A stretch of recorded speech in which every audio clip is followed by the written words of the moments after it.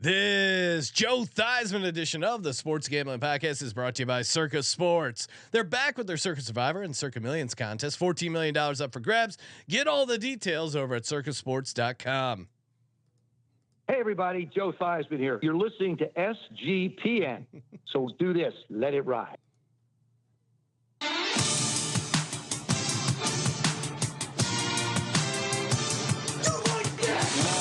Cox. He's one of those guys who will get penetration.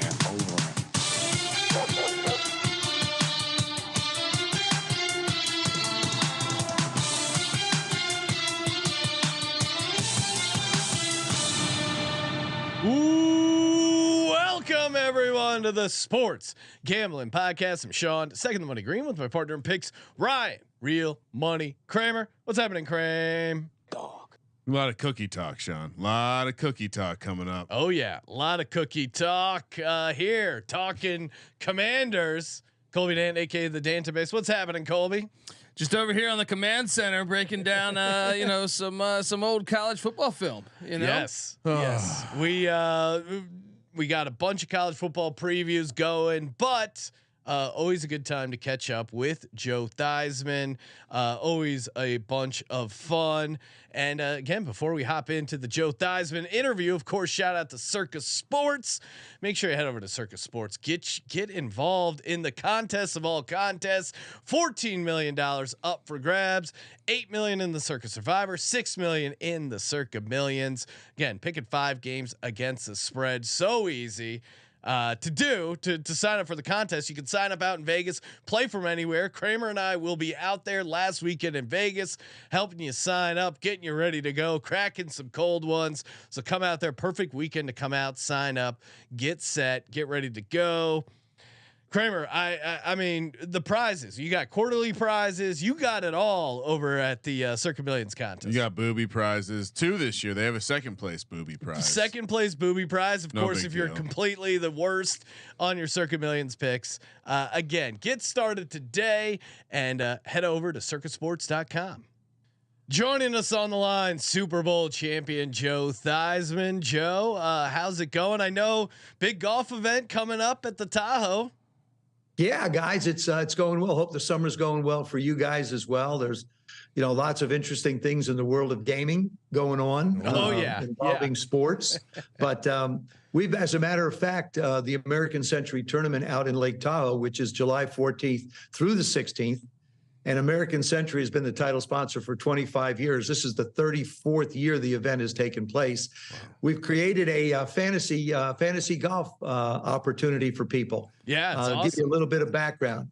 It started on June 22nd. You can register up until July 13th, and you log on to www.accfantasygolf.com. And all of us in the field are broken down into 5 categories, depending upon how well you play.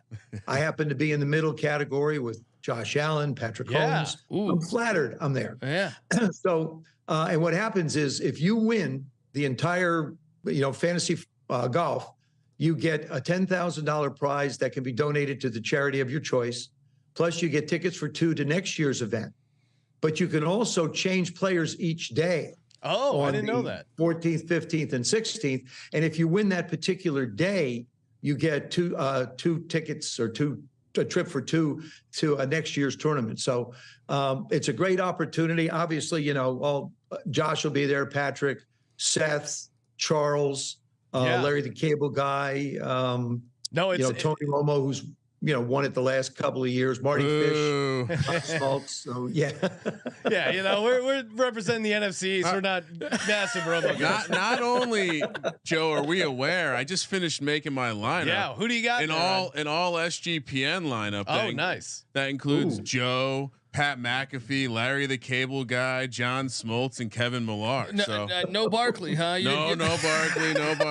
Although I've heard he's gotten much better. And Kramer, I checked with the people. Colby cannot qualify as the charity we're playing for. So no, Colby, if we win 10K, it's going to the kids. But yeah, you're going up against Emmitt Smith, like you said, Patrick Mahomes, Josh Allen, Dan Quayle, also in your group. I don't remember seeing him on the celebrity golf circuit. But Dan's been there. Gosh, a lot of years. Always coming back for the first time in 6 years too. John's going to be back. Oh, awesome. So we've had some people that haven't been there for a while, and now all of a sudden they're back.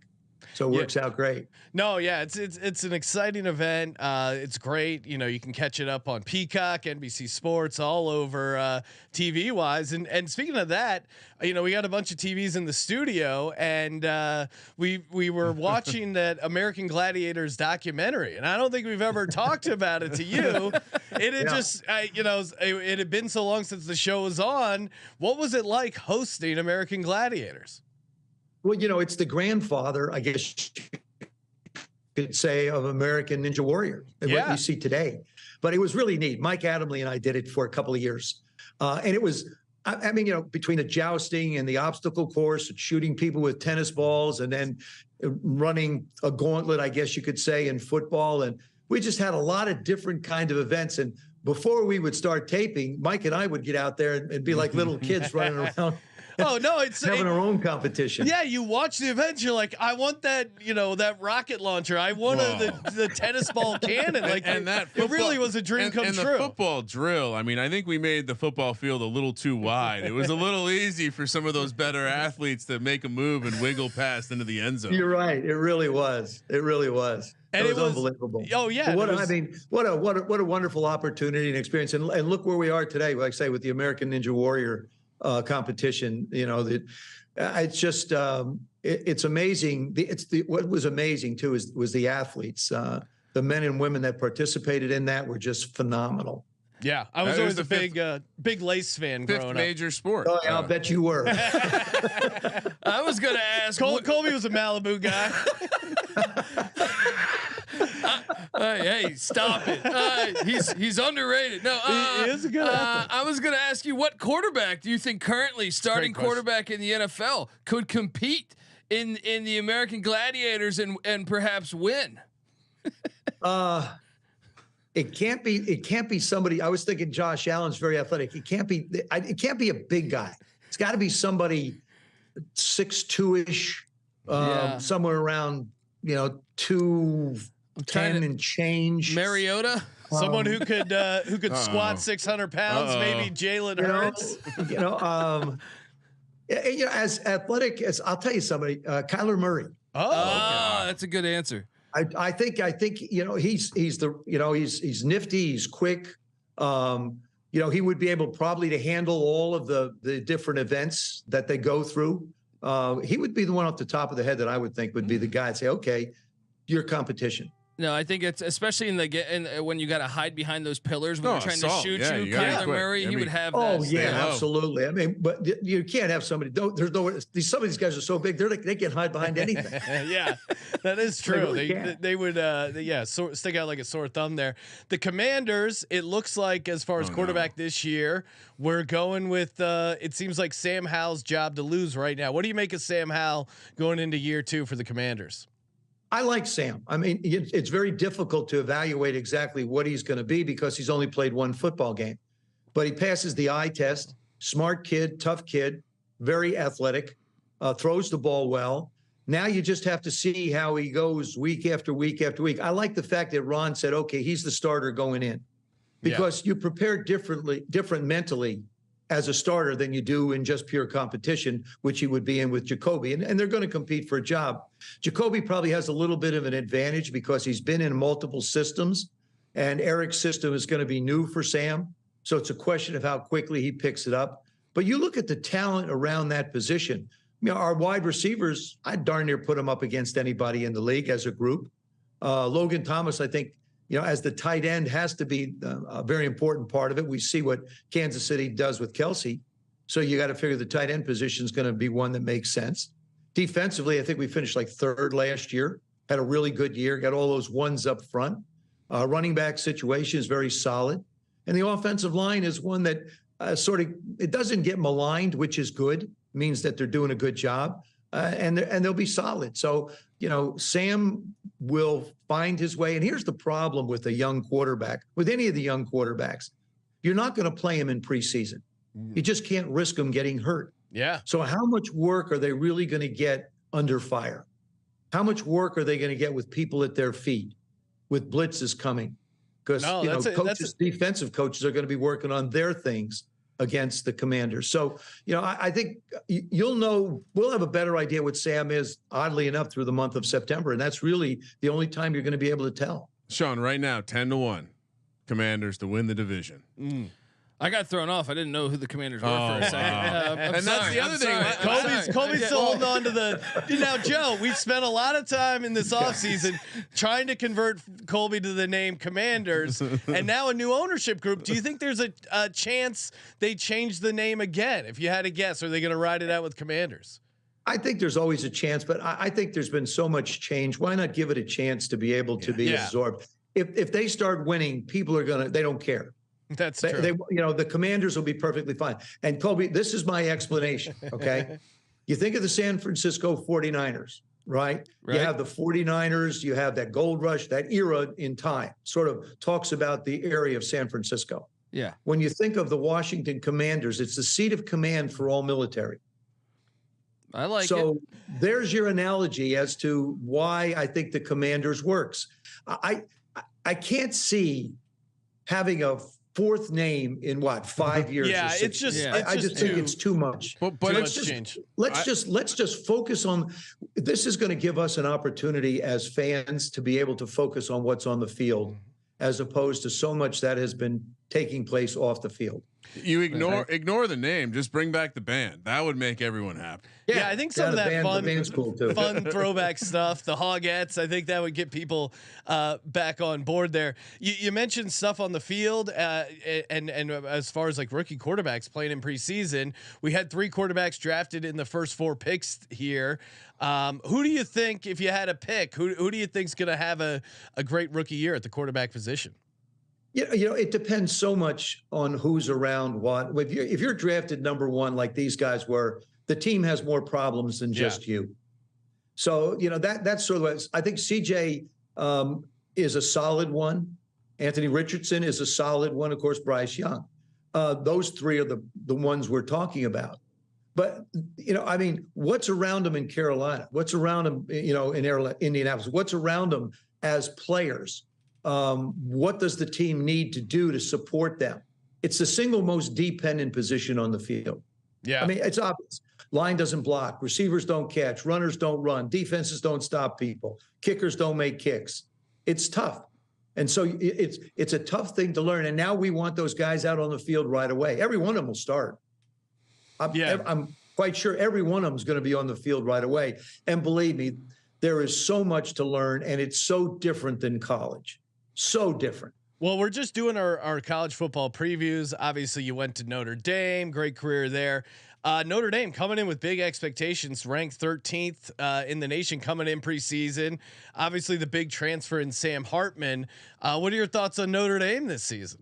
I'm excited. I had a chance to meet Sam. I was out at the university about six weeks ago, and we did a thing called Notre Dame Day. It's 17 hours of all Notre Dame, 24 hours of all Notre Dame. And it was really fun. And I had a chance to go over and meet with Coach and have a chance to meet Sam. He's in his 6th year. He's a man. Okay. we have a man at the quarterback position, and he's talented. Put on a nice display during the spring game when it was just a miserable day, handled the weather well. So I'm excited about what we're going to be able to do. I think the wide receivers will be more involved than they have been in the past. The offensive line has always been solid there. Our defense was very young last year. I think they'll be more mature, and we'll have more growth in that area as far as the expectations go. So I like our football team. I like the University of Notre Dame. Yeah, I think 13th is a little high for them. I thought, though, one of the glaring weaknesses of last year, and that's not a shot at their other quarterbacks, but they didn't have experience at that position. And Hartman definitely, these college kids these days are like 30 years old because the COVID eligibility, the transfer, you know. Yeah, it's Why crazy. get out? You just stay around until the opportunity comes till you get drafted in the first round. I mean, it's just keep going to school. Well, But in Sam's case, you know, it obviously was. I mean, obviously the pandemic extra year really helped. There's no question about that. And like I said, he, you know, he's a heck of a specimen. I'm excited about what we're going to be able to do. I just feel like we've tried to manage the position for the last 2 or 3 years. It's always 1 year. Jack came in for 1 year, and then Drew was there, and you know Tyler was there, and it was a little bit like Washington. Yeah. You know, you open the book, you open the page, and there's another quarterback's face on it. Yeah. We have another one, but this one has a lot more experience. I know last time we had you on to shift it back to the NFL, you know, you were talking about Aaron Rodgers and, you know, there was speculation whether he would be, you know, holding out or retiring. And now he's a New York Jet. How do you feel about Rodgers coming into New York City and playing with the Jets? I think it's the perfect city for Aaron. AR. He's loving it. Yeah, I was just going to say, man, I mean, are you everywhere. kidding me? The events that he gets to go to. It's like Russell Wilson out in Denver. Yeah. You know, now you see he and Sean Payne at basketball games. And by the way, congratulations to the Nuggets. Yes. You see him at different places, but you know, New York was built for AR, or AR was built for New York. You know, here's my question. Can Aaron Rodgers be the next Matthew Stafford, the next Tom Brady, the next Peyton Manning, where they've switched teams and gone to the championship? The Jets are not a bad football team around Aaron Rodgers. We talk about the young guys going to places where they need a few more things. Aaron's stepping into a situation where they don't need as much for that football team to be good. Plus, it's a system he knows with Nathaniel Hackett there. Brought some of the people he knows with him from Green Bay, basically. They were smart to sign him. So the transition into this offense and the transition offensively would not be as great as we might see other people moving on, like say Russell went through last year out in Denver, trying to, you know, sort of find your way. This is more Aaron getting to be Aaron and be someone like a coach, which I think appeals to him a lot. Bringing really a lot of high level experience there. Now, Aaron Rodgers, he went on a darkness retreat for a few days. Have you ever considered that, Joe? Going on a darkness retreat, living in pure dark for a couple days? Well, I've been locked in my room before in a closet. My wife gets mad at me. I think it's the safest place to go. She sends you on your own darkness retreat. I've experienced for a short period of time, but not for as long a period of time. Oh dear. No, he's talks about how ayahuasca helped him with his performance and led to MVP season. Very non-traditional in a lot of the sense. But to your point, like he seems to be embracing. He went to Berkeley, playing in the Big Apple. Yeah. He did. He went to Berkeley. Hopefully she left you with some Oreos in there, Joe. I know you're a big Oreo guy, so hopefully Robin. I love Oreos. Hopefully Robin lets you out eventually. And when I play a golf course and they don't have Oreos, I get very, very upset. Well, why wouldn't you at a halfway house? Why wouldn't you have Oreos? Hopefully they have some in Tahoe. It makes no sense to me why every golf course in America doesn't have Oreos. You put it's a little 6-pack of Oreos. Yeah, it's very easy. Oh, listen, I have kids. It's I understand. Easy. It's munchy. They taste good. You know, okay, so there's no milk to dip them in. But that's okay. You can get by. Take them home home with you and dip them in milk when you get home. Whatever it might be. How have you not gotten an Oreo endorsement, Joe? We're gonna tag Oreo on social media. This could be the beginning, guys. Yeah, it will. I like it. Now, hold on. I want to talk about the wish list. Aaron Rodgers' wish list. I don't know if it had Oreos on it, but you know, have you ever? I mean, when you went to the Argos or Washington, did you come in with the wish list saying, "Hey, I need these guys"? Because it seems like the Jets were just like, "Okay, we're gonna just roster it. Yeah, we'll listen to you here." Well, let's be honest. It's a little bit of a different situation with Aaron going to the Jets and there's his offensive coordinator being there. When I went to Toronto, Leo Cahill was the coach and, you know, Greg Barton and I were the quarterbacks and we sort of put a lot of the offense in. So, you know, when you're young and you're new, you're just trying to figure out things like I did in the Canadian League. And then when I got to Washington, Billy Kilmer and Sonny Jurgensen were the quarterbacks. I just had a little corner to sit in and shut up and listen to them and do what I was supposed to do when it came to, trying to be able to operate the football team. And you didn't demand a trade. There was you didn't strip. We didn't have free agency. I mean, you gotta remember when I got in the league, there wasn't free agency. Yeah. You didn't make any demands. Yeah. You just kept your nose to the grindstone, and you just wanted to make the football team. Yeah. That's why I spent the first 2 years returning punts. Yeah, that's still crazy. I'm gonna play this for my children. Joe Theismann returned punts. You can go the extra mile for your soccer team. Yeah. Let's Throw go. your I did it in college too. Yeah, no, my My every sophomore once year in a in while, college, first 7 games, I returned punts. every once in a while, Kobe throws on the YouTube of you returning punts with the single bar face mask, and he goes, "That was football when it was real football." Sam Hartman's even making money in college now. Get back there, return the punt, Sam. Come on. Yeah, I was gonna say. Is that unbelievable? I mean, what college football? I've dubbed it. It's not college football. It's semi-professional football played by young people. Yeah. Yeah. No, again, imagine the Oreo NIL deal you had gotten at Notre Dame. Whiz. They'd be paying you to eat Oreos? Are you Come kidding on. me? Yeah. A special golden Oreo for Notre Dame. I mean, it's such an easy crossover marketing opportunity. And you can put a little green little Oreo with a little green ND on it. I mean, the opportunities are vast when it comes to be able to do it. This is just. We should be pitching this to Shark Tank. We're gonna send this to the boardroom at Nabisco right now. They're loving all this free pub.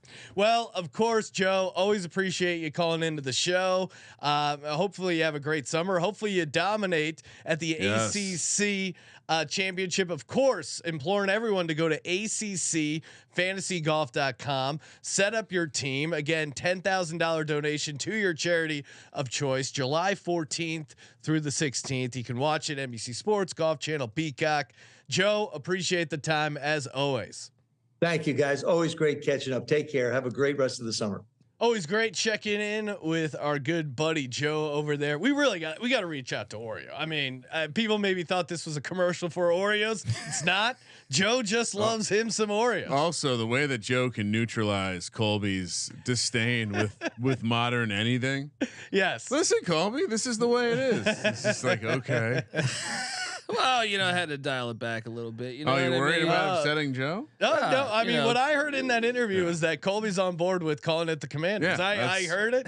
He's just no longer the bit's over. Colby just steely-eyed going, okay. Yeah, the AAF team, San Antonio Commanders. San Antonio Commanders. But always a big thanks to Joe hopping on there. Make sure you rate, review, subscribe, toss us a nice little 5-star, smash that subscribe button, join the auto download army. We got our own group of commanders here, storming the front lines, taking down corporate gambling content. Thank you for participating in the Sports Gambling Podcast. For the Sports Gambling Podcast, I'm Sean, stacking the money green, and he is Ryan. Who are the Commanders? Kramer. Let it ride.